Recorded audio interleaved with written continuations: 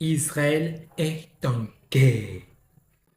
Et pour comprendre ce qui se passe réellement en Israël aujourd'hui, il ne faut pas seulement regarder les journaux, mais ouvrir un livre vieux de millénaires, la Bible. Allons à 2001 avant Jésus-Christ. Dieu fait une promesse à Abraham dans Genèse 15, 18.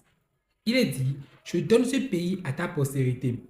Ce n'est pas une simple conquête politique, c'est l'acte de propriété originelle. Durant des siècles, le peuple juif a bâti sur cette terre avec Jérusalem comme un cœur battant.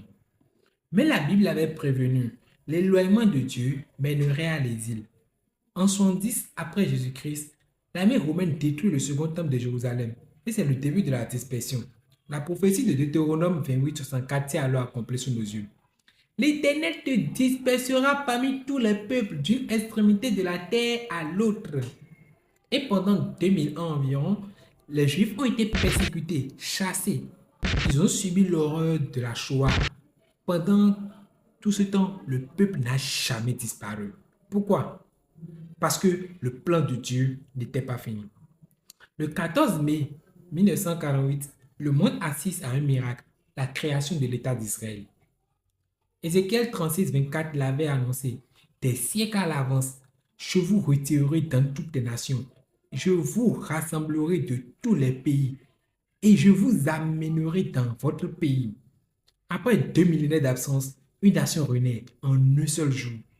C'est un événement unique dans l'histoire de l'humanité. À leur retour, ils ont retrouvé une terre aride et négligée. Pourtant, en quelques décennies, Israël a fait fleurir le sable. À savoir que ce sol riche est aussi une partie occupée par les islamiques nés après leur dispersion. C'est l'accomplissement de l'Isaïe 35, verset 1er.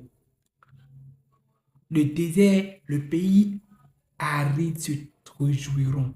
La solitude tressaillira d'allégresse et fleurira comme la rose. Aujourd'hui, Israël est une puissance technologique et agricole mondiale que beaucoup convoitent. Mais cette terre reste au centre de toutes les batailles. Les Écritures sont claires. Le combat est autant physique que spirituel. La victoire et la paix pour Israël sont liées à une seule condition: ne pas détourner sa face de Dieu.